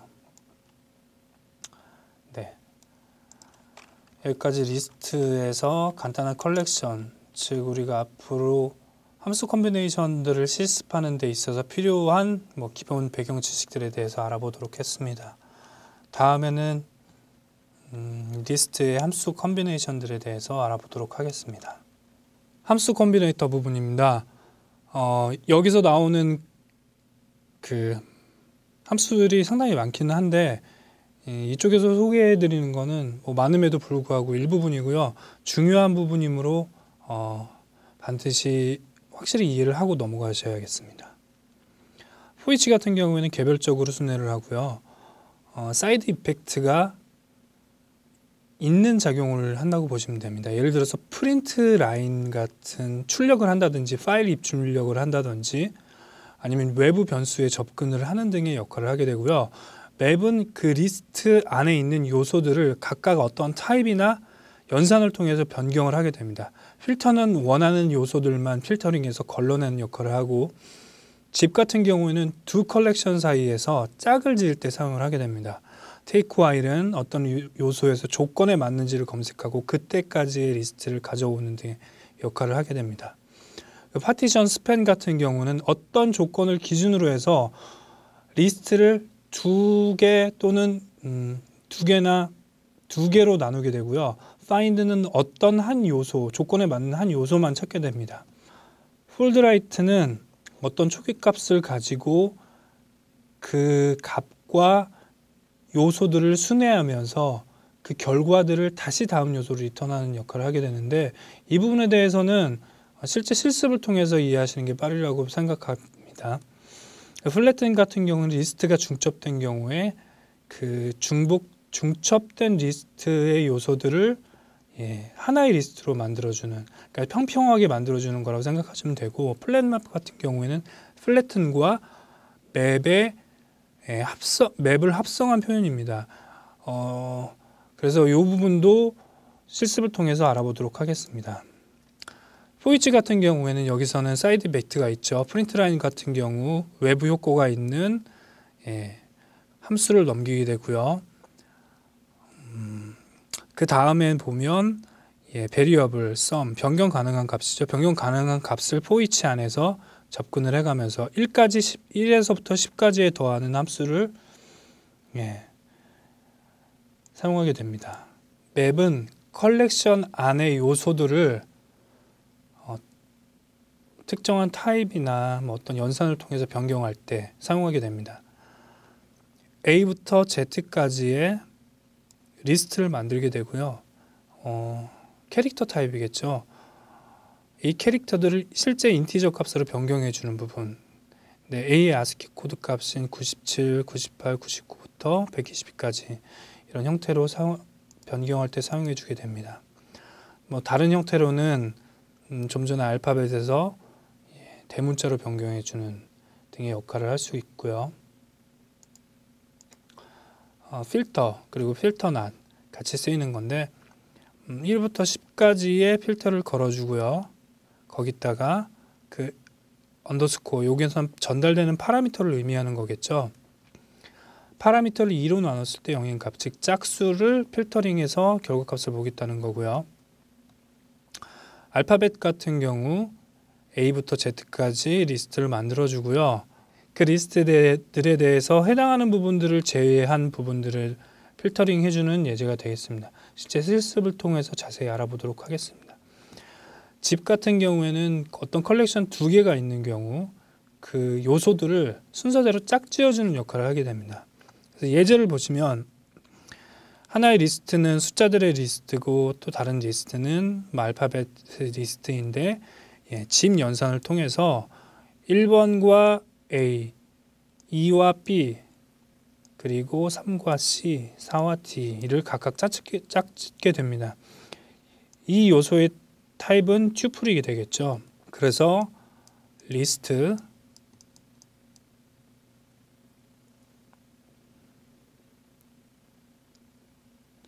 튜플 2 타입이 들어가게 되고요. 이걸 바꿔 쓰면 리스트 인티저 캐릭터 타입의 결과값이 나오게 됩니다. 집을 사용하는 용도는요, 실제 간단한 프로그램을 구현할 때는 그렇게 사용할 일이 많지 않은데, 실제 이제 웹이나 어떤 자료들, 복잡한 자료들을 다룰 때는 자주 사용되므로 짚고 넘어가도록 하겠습니다. 그리고 좀 전에 슬라이드에서 보셨던 대로 요소가 4개인 경우에는 이렇게 짝이 지어지는데 5개, 4개인 경우에는 어떻게 짝이 지어지냐면 작은 컬렉션 개수에 쫓아가게 됩니다. 즉 NS2 1부터 4까지가 아니라 요소를 하나 더 추가해서 5개, 4개의 컬렉션이 만나게 되면 작은 숫자를 따라가서 여기서도 4개의 컬렉션만 생성되게 됩니다. 다음으로는 take while을 볼 텐데요. 우선 예제를 바로 보면요. 1부터 10까지의 숫자가 있을 때 테이크 화일은 5보다 작은 요소들을 가져오게 되고요. 1도 5보다 작고 4도 5보다 작기 때문에 그때까지 요소들 모두를 가져오게 됩니다. 테이크 화일, 필터, 파인드 비슷한 용어들이 있는데 잘 구분해서 사용하는 게 중요하고요. 여기서는 테이크 화일을 알아봤습니다. 파티션은 조건식을 기준으로 모든 요소들을 검증을 한 다음에 조건에 맞게 아이템을 분류를 합니다. 즉 참이면 참인 분류 안에다 넣고요. 거짓이면 거짓인 분류 안에다 넣습니다. 그래서 마찬가지로 리턴 타입은 튜플 타입입니다. 앞에는 이 부분은 참이 되겠고요. 뒷부분은 거짓인 요소들이 되겠죠. 그래서 1부터 10까지 좀 전에 짝수를 판별하는 식을 넣어서 파티션 함수에 대입하게 되면 전달하게 되면 앞에는 참, 그러니까 짝수가 되겠죠. 그리고 뒤에는 거짓. 튜플 타입이므로 우리들이 값을 바로 할당할 수 있습니다. 괄호를 통해서 두 개의 변수를 동시에 할당할 수 있죠. 그래서 참은 앞에 들어가게 되고요. 리스트 2, 4, 6, 8, 10 짝수가 들어가게 되고 오드에는 홀수가 들어가는 식으로 작용하게 됩니다. 파티션과 비슷하게 스팬이라는 연산자가 있는데요. 테이크 화일과 마찬가지로 조건에 부합할 때까지 요소를 가져오는데 파티션은 모든 요소에 조건식에 사용한다고 말씀드리는, 파티션은 모든 아이템들에 대해서 검증을 수행한다고 했는데 스팬 같은 경우는 첫 번째 조건까지만 맞는지 확인을 하게 됩니다. 그래서 예제를 보게 되면 파티션 랭스가 4보다 큰 경우, 그러니까 요 안에 길이가 4보다 큰 경우까지 파티션을 하게 되고요. 그래서 스팬이 파티션과 다른 점을 알아보게 될 텐데요. 파티션 같은 경우 이 과일에 이름을 집어넣은 리스트가 있을 때 실제 4보다 길이가 긴 경우, 오렌지, 애플, 그리고 망고, 피치, 파인애플이 되겠네요. 이런 경우 모든 요소를 대입하게 되면서 분류를 합니다. 4와 같거나 작은 경우, 그리고 4보다 큰 경우 참거짓을 분류를 하게 되죠. 스팬 같은 경우는 달라서 첫 번째 페일이 나는 경우까지만 요소를 가져오게 됩니다. 그래서 키위를 만나기 전까지 오렌지와 애플 값을 참 값에 넣게 되고요. 앞에 값에 넣게 되고 그 뒤에 거짓은 조건 판별을 따로 하지 않고 모두 다 분류를 합니다. 즉 테이크 화일과 비슷한데 테이크 화일은 우리들이 원하는 값만 취한다는 반면에 스팬 같은 경우에는 원하는 값을 취하고 그 나머지 값들에 대해서도 사용을 하겠다는 암시를 가지고 있다고 보시면 됩니다. 그리고 다음으로 보실 건 find인데요. 실제 1부터 10까지 어떤 리스트를 가지고 있는데 우리가 원하는 요소, 가장 첫 번째 것만 찾게 됩니다. 즉 1부터 10까지의 요소인데 5로 나눠서 0이 되는 5의 나머지 값이 0이 되는 값은 5와 10 둘 모두 있지만 5가 앞에 나오므로 5만 리턴하게 됩니다. 그리고 이제 옵션 타입을 통해서 값을 리턴을 해주는데 이 옵션 타입은 앞에서도 설명을 들으셨겠지만 값이 있는 경우에는 썸이라는 객체에 실제 사용하는 컬렉션의 요소 값을 아이템의 타입을 넣어서 전달하게 되고요. 값이 없는 경우에는 논을 리턴하게 됩니다. 다른 언어에서는 없는 경우에 find와 비슷한 메소드를 사용하면 오류를 내뱉을 수 있지만 이 경우에는 오류를 리턴하는 대신 논이라는 타입으로 좀 더 예외 상황들에 대해서 적절하게 대처하는 것이 가능하고요. 리듀스는 모든 요소를 순회하면서 순차적으로 어떤 결과값을 가지고 다음 요소를 연산할 때 사용하게 됩니다. 그래서 리듀스 레프트, 리듀스 라이트, 그 비슷한 메소드를 폴드 레프트, 폴드 라이트 이런 메소드들이 있는데요. 리듀스는 약간 폴드류보다 약간 간소한 부분이 있어서 이 리듀스부터 보고 넘어가도록 하겠습니다. 리듀스는요 튜플 타입으로 이 파라미터를 전달합니다. 그래서 여기서는 익명으로 그냥 임의로 HC라는 걸 할당했는데 어큐뮬레이터의 개념으로 받아보시면 되고요. X는 각각의 요소라고 생각하시면 됩니다. 그렇게 돼서 1부터 10까지의 값이 있을 때 각각 넘어온 값, 처음에 1이 넘어오고요. 1과 2를 더한 값은 3이 되고요. 그 다음 요소들은 애큐뮬레이터에 3이 들어가게 되고요. 우리가 2까지 연산을 했으므로 그 다음 값인 3이 전달받게 됩니다. 합하게 되면 6이 되겠죠. 그래서 6 값을 다시 어큐뮬레이터로 전달을 하게 되고요. 그 다음 요소인 3의 다음 요소인 4를 전달하게 됩니다. 다시 더해서 10이 되고요. 이 10을 여기다가 다시 전달을 하고요. 다시 그 다음 요소인 5를 전달하게 됩니다. 그렇게 돼서 15가 되겠죠. 이런 식으로 순차적으로 이루어져 나가는 게 리듀스나 폴드 레프트 라이트 이런 메소드들의 특징인데요.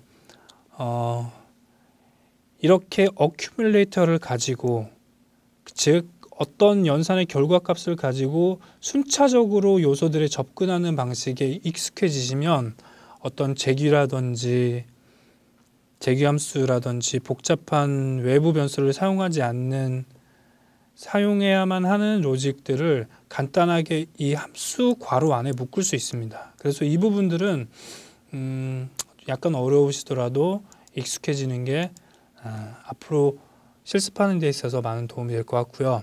리듀스를 실질적으로 어떻게 작동하는지 숫자만으로는 이해하기 어려우니까 문자를 통해서 한번 알아보도록 하겠습니다. 그리고 이제 리듀스 레프트와 리듀스 라이트 이런 차이점들이 있는데, 숫자의 경우는 리듀스 레프트 라이트 좀 전에 예제에서는 차이점을 발견하기 어렵습니다. 근데 이제 비거한 연산, 즉 순서가 중요한 연산에서는 어떤 식으로 합의되느냐, 즉 왼쪽부터 연산을 수행하는지 아니면 오른쪽부터 연산을 수행하는지에 따라서 약간 결과값이 다를 수 있겠죠. 여기서는 자세히 설명하지 않고 실습을 통해서 알아보도록 하겠습니다. 리듀스를 보셨고 비슷한 함수로서 폴드 레프트가 있는데요. 실제 리듀스보다는 폴드를 자주 사용하신다고 보면 되고, 여러분들이 실질적으로 프로그래밍 하면서도 폴드 레프트를 자주 접하시게 될 겁니다. 그리고 폴드 레프트는 기존의 함수형 프로그래밍 언어에서 자주 사용하는 이런 형태의 연산자로도 쓰였는데요. 아마 조금 오래된 코드를 보게 되시면, 오래됐다고 해도 뭐 2년이나 3년 정도 됐겠지만 그 전에 코드를 보시게 되면 이런 기호를 심심찮게 만나보시게 될 텐데요. 폴드 레프트라고 생각하시면 됩니다. 마찬가지로 우측에 콜론이 있으니까 우측에서 호출이 된다고, 호출이 되는 걸 알 수 있으시겠죠. 마찬가지로 폴드 라이트라는 기호가 있는데요. 폴드 라이트는 이렇게 생겼고요. 구분하는 방식은 폴드 레프트, 그러니까 즉 이 뜻을 풀면 어떤 리스트가 있는 경우에, 리스트가 있다고 가정을 할 때 왼쪽부터 접어나간다, 이런 식으로 생각을 하시면 됩니다. 그래서 폴드 레프트고요. 폴드 레프트는 왼쪽에 슬래시가 있다고 보시면 되고요. 라이트는 오른쪽에 있다고 보시면 됩니다. 근데 실질적으로 가장 자주 사용하는 함수는 레프트가 되는데요. 라이트는 레프트에 비해서 빈도수가 많이 적습니다. 그 이유는 우선 왼쪽부터 연산하는 게 자연스럽기도 하고, 기존에 리스트 성능 부분에 있어서 리스트를 사용하는데 왼쪽부터 연산하는 게 아무래도 빠르겠죠. 그렇기 때문에 리스트의 첫 요소부터 접근하는 폴드 레프트를 자주 사용하게 됩니다. 폴드 레프트는 재기를 대체할 수 있으므로 반드시 익숙해져야 되는 함수입니다. 폴드 레프트를 통해서 초기 값을 10을 전달을 하게 되고요. 어큐뮬레이터, 연산되어서 넘어온 값들을 각각의 요소 값으로 더하게 돼서 총 1부터 10까지 더한 65라는 값이 나오게 됩니다. 약간 응용을 하게 되면요, 각각의 연산들에 대해서 어떤 특정한 조건을 함수로 넘길 수가 있습니다. 즉 여기서 우리가 전달드렸던 부분의 함수들을 약간 대체를 해서 이 리스트에 있는 값 중에서 가장 긴 값을 뽑아내고 싶은 경우에는 폴드 레프트에 0을 집어넣고요. 각각의 길이를 구해서 가장 큰 길이를 구하는 함수입니다. 실습을 통해서 알아보도록 하겠습니다. 스캔 레프트 역시 폴드 레프트와 유사합니다. 그 과정들, 즉 한 번 함수를 호출하는 과정들을 모두 기록한다는 점이 다르고요. 결과값으로 55가 나오게 되는데 폴드 레프트의 경우는 결과값으로 55가 나오게 되는데 이 스캔 레프트는 그 중간 과정들을 모두 기록을 하게 되는 점이 다릅니다.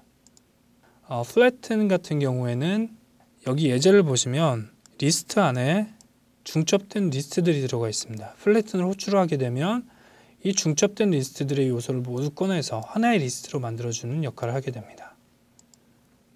플랫맵은 플래튼과 맵을 동시에 수행하게 되는데 중첩된 리스트들에 대해서 플래튼을 먼저 수행을 해서 각각의 요소들을 뽑아내고요. 그 요소들에 대해서 맵을 해주게 됩니다. 결과값으로 이런 값들이 나오게 되는데 모나드의 개념을 활용해서 프로그래밍을 하는데 플랫맵이 자주 사용되므로 한 번쯤 익혀두시는 것도 좋을 것 같습니다. 네, 실습으로 넘어와서 맵부터 실습을 해보도록 하겠습니다. 우선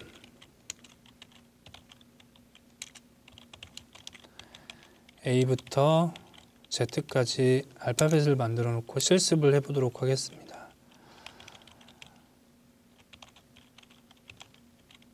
이번에는 가장 먼저 배웠던 맵에 대해서 실습을 해볼 텐데요.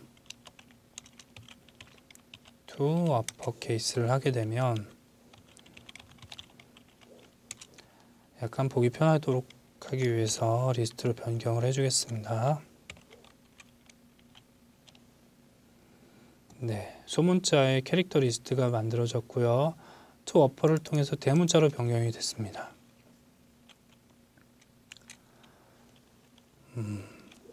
이제 언더스코어, 즉 플레이스 홀더 표현에 대해서 다시 한번 짚고 넘어가면요. 이 표현은 위와 같은 표현과 동일한 표현입니다. x 캐릭터 파라미터로 전달받고 이 표현은 이 위 표현과 동일한 형태의 표현입니다. 그래서 우리들이 생략해 줄 수 있는 부분은요. 캐릭터 부분, 타입은 추론이 가능하죠. 컴파일러에서. 왜냐하면 이 리스트들의 타입이 캐릭터인 걸 알고 있으니까요.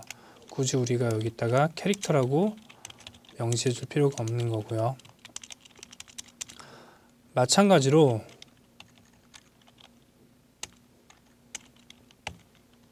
이 플레이스홀더를 통해서 우리가 전달받는 파라미터 타입 그리고 변수를 한번 사용함으로써 플레이스홀더로 변경해 줄 수 있습니다.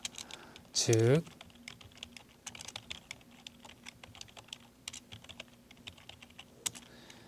이런 표현과 유사하다고 같은 표현이라고 생각하시면 됩니다. 그리고 그 다음에 알아볼 메소드는 필터가 되겠습니다. 이번에는 숫자를 1부터 10까지 만들고요.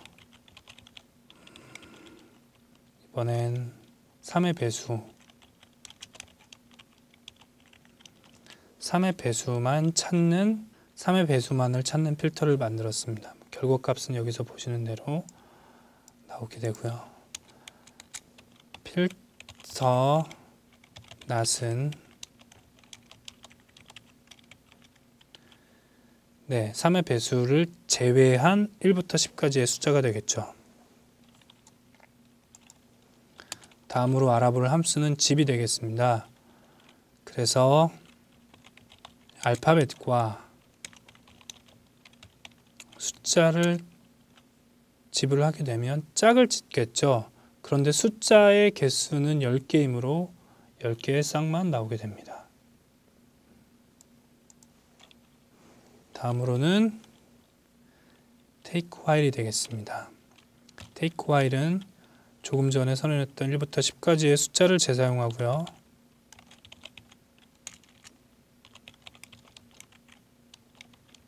숫자가 5보다 작은 경우에만 가져오도록 하겠습니다. 그럼 1부터 4까지의 숫자만 가져오겠죠. 그 다음으로 알아볼 메소드는 파티션입니다. 파티션, 마찬가지로 take while과 동일한 조건을 전달하게 되면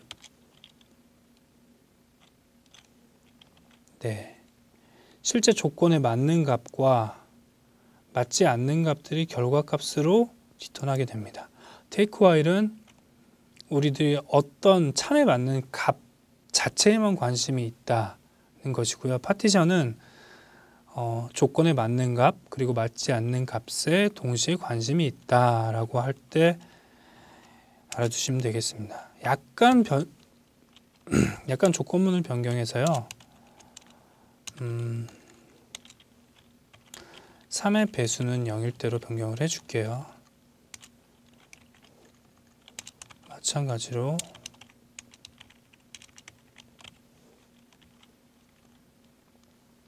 이렇게 변경을 해주게 되면 take while은 값이 참이 아닐 경우에만 가져오게 되죠. 그래서 느낌표로 같지 않다라고 해줘야겠네요.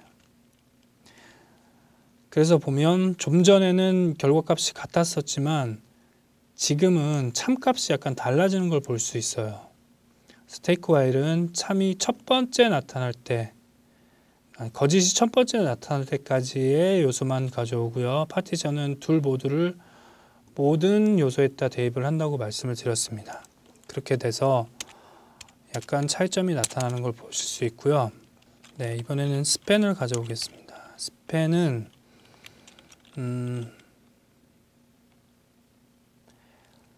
take while이 참 요소에 맞는 앞에 값만 가져온다면 스팬은 똑같은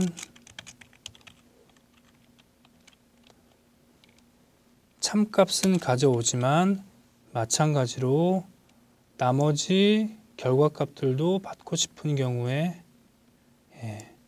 튜플 타입에서 두 번째 파라미터로 전달을 하게 됩니다. 이 take while, span, partition 부분은 익숙해지지 않을 때까지는 많이 혼란스럽습니다. 근데 좀 용도에 따라서 다르게 구분을 하게 되면 저희들이 코드만 보고서도 이 코드가 어떤 역할을 하는데 관심이 있구나라고 파악하기가 좀 더 용이하므로 미묘한 차이점들에 대해서 익히고 자주 사용할 수 있도록, 그러니까 적절한 용도로 사용할 수 있게끔 연습하는 것이 중요하다고 생각을 합니다. 실질적으로 많이 작성을 해보시고요. 어떤 차이점들을 가지고 있는지 한번 실습을 해보시길 바랍니다. 다음으로 알아볼 함수는 find입니다. ns find, 저희가 지금까지 이렇게 펑션, 익명 함수로 사용을 했었는데요. 이 부분 함수로 추출도 가능하겠죠. 그래서 my function 해서 x 인티저 값을 받아서 3 이런 식으로 함수를 정의를 해주고요. 재활용을 하도록 하겠습니다. my function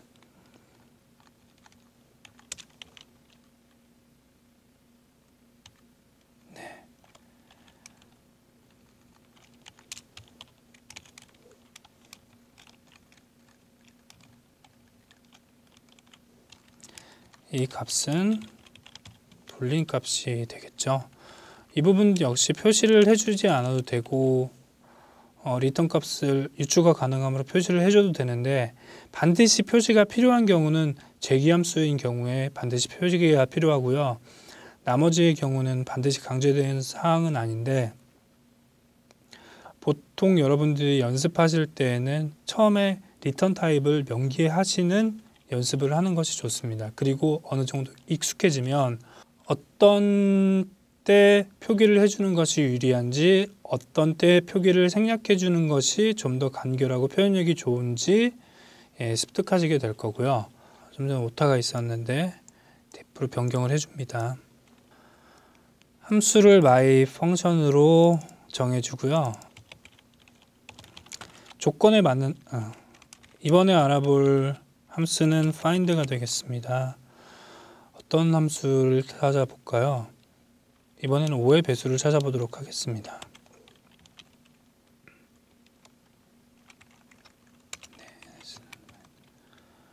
5의 배수를 찾으면 결과값으로 sum5라는 값이 나오게 되죠. 그래서 sum5는 sum 값은 sum 자체로는 값이 안 되죠. 그래서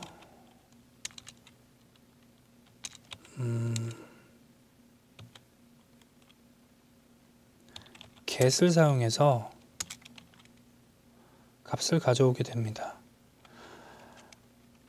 만약에 없는 값을 찾으려고 하면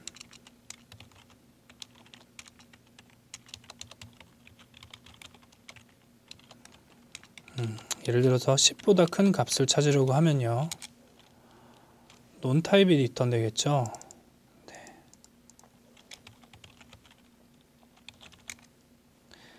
non의 get은 실제 오류가 발생합니다. 값을 찾을 수가 없겠죠.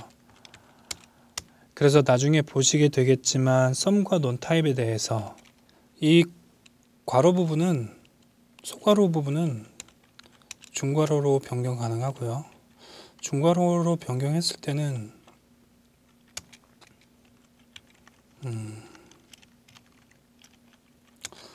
다수의 표현을 사용해 줄 수가 있습니다. 프린트 라인 이런 식으로 사용해 줄 수 있습니다. 마찬가지로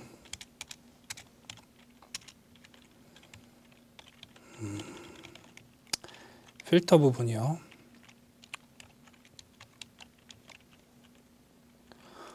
이 부분을 괄호를 통해서, 중괄호를 통해서 사용해 줄 수 있고요. 그런 경우에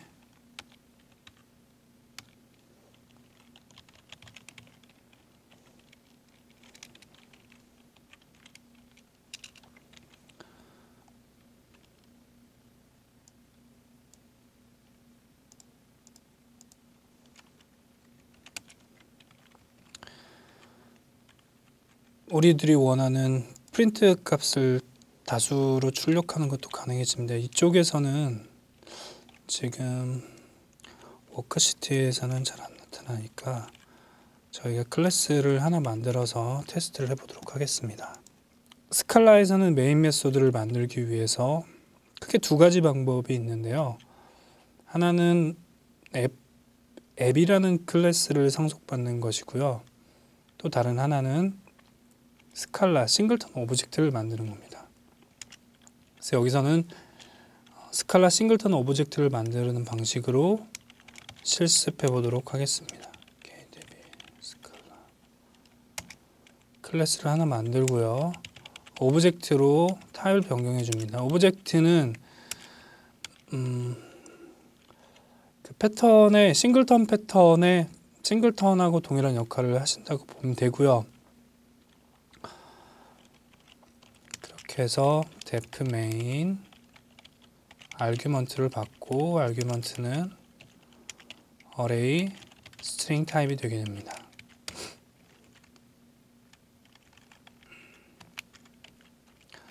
그렇게 해서 메인 메소드를 작성해 주면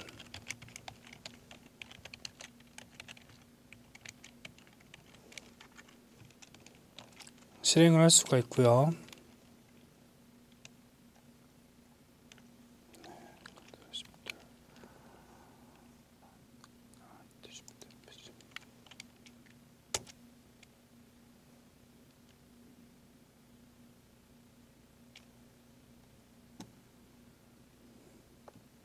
결과값이 나오게 됩니다. 그럼 조금 전에 그 함수를 복사를 해서요. 콘솔에서 결과값을 보도록 하겠습니다. ns의 변수를 value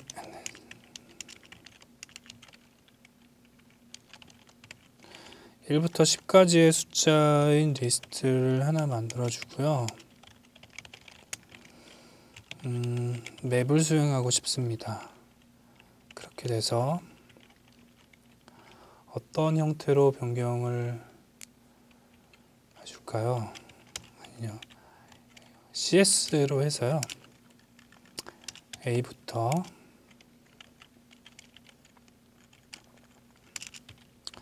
Z까지 문자열을 넣고요. 100보다 큰 값을 찾아서 저 리절트 값을 출력을 하게 되면, 네, 출력을 하고 실행을 하게 되면,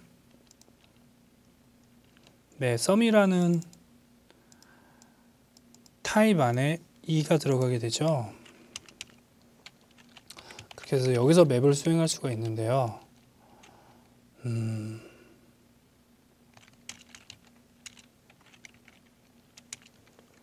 저희가 sum에서 값을, 실제 값을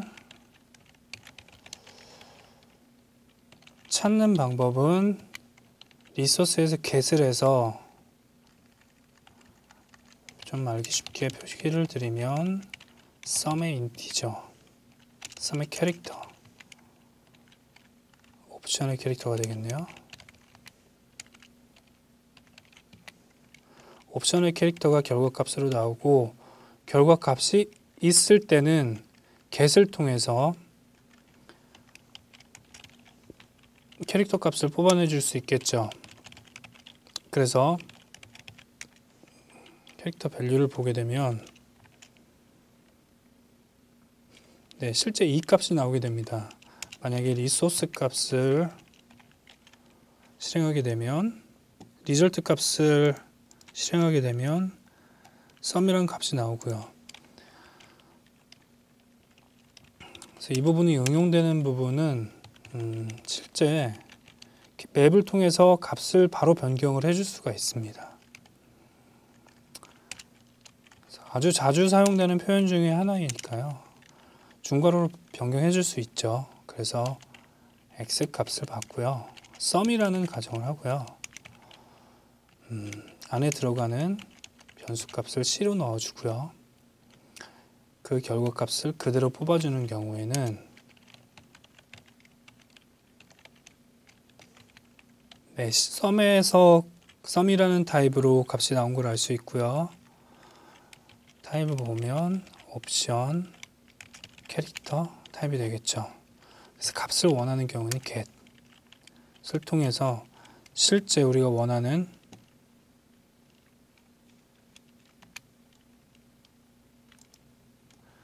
값을 뽑아낼 수 있습니다. 그리고 다음으로 넘어가서요. 리듀스를 살펴보도록 하겠습니다.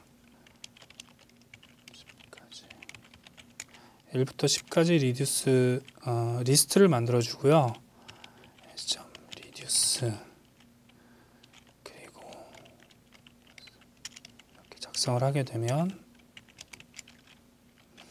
값이 55가 나옵니다. 1하고 순차적으로 돌면서 그 결과값을 저장한다고 말씀드렸는데요. 어떤 식으로 함수의 원래 형태는 ACC, 그리고 요소, 어큐뮬레이터 요소, 그리고 AC 플러스 X. 위의 표현과 아래 표현은 같은 표현입니다. 그렇게 돼서 약간 알기 쉽도록 중간에 값을 찍어 보도록 하겠습니다.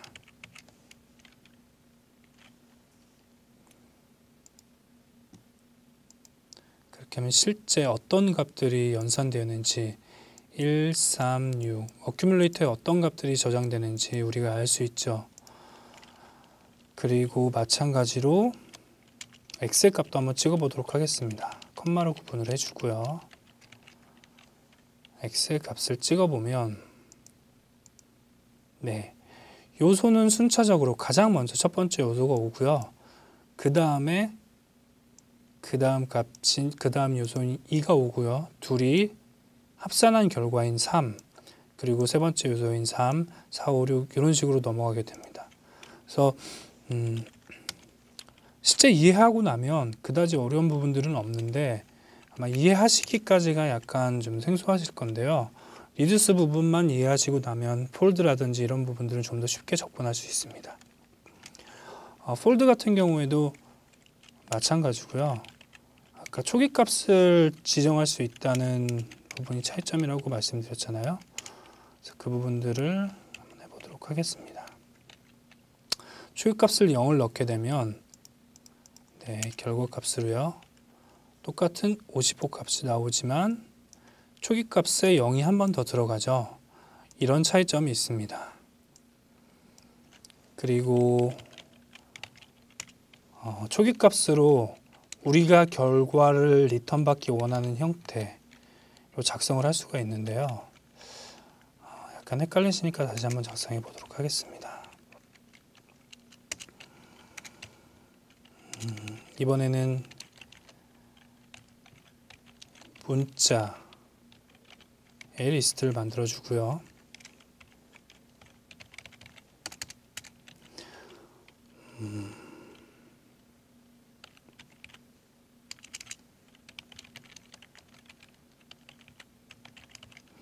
지금 캐릭터 타입이므로 더하면 숫자가 되잖아요. 그래서 매핑을 해주도록 하겠습니다. 하고 to string으로요.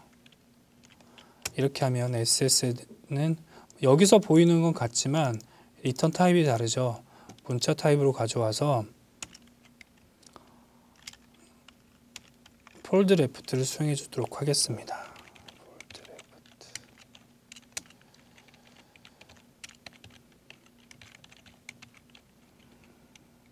그리고 리스트 스트링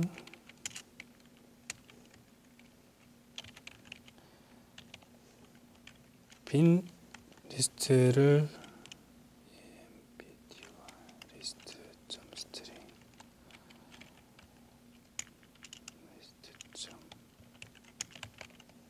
empty하고 스트링 빈 리스트를 넘겨주고요. 그 다음에 우리가 원하는 연산 이제 문자열끼리의 더하기니까 리스트의 더하기이므로 이런 식으로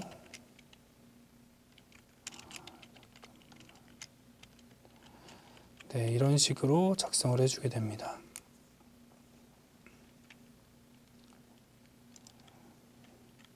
그래서 이걸 약간 풀었으면요. 폴드 레프트 리스트 empty string 이 리스트가 되겠죠. 요소 그리고 ls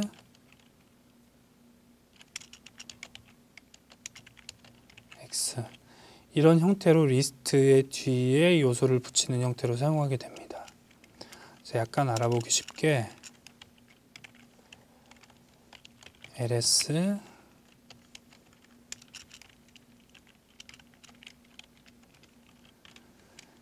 이런 형태로 작성해 줄 수 있습니다. 앞에 오는 타입은 당연히 리스트 스트링, 뒤에 오는 타입은 스트링이 되겠죠. 그래서 일반적으로 이 부분은 생략되어 있는데요. 폴드 레프트에서는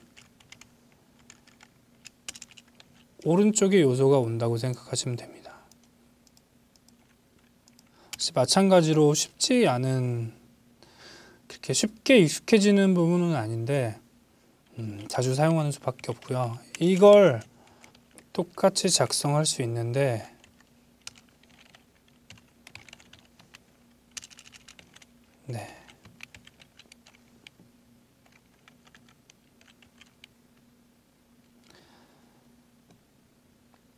스캔 레프트를 수행할 수 있습니다. 그래서 보면 폴드 레프트가 여기서 저희 리스트 앞에다가 이 알파벳들을 붙였잖아요. 그래서 순서가 뒤집혔어요.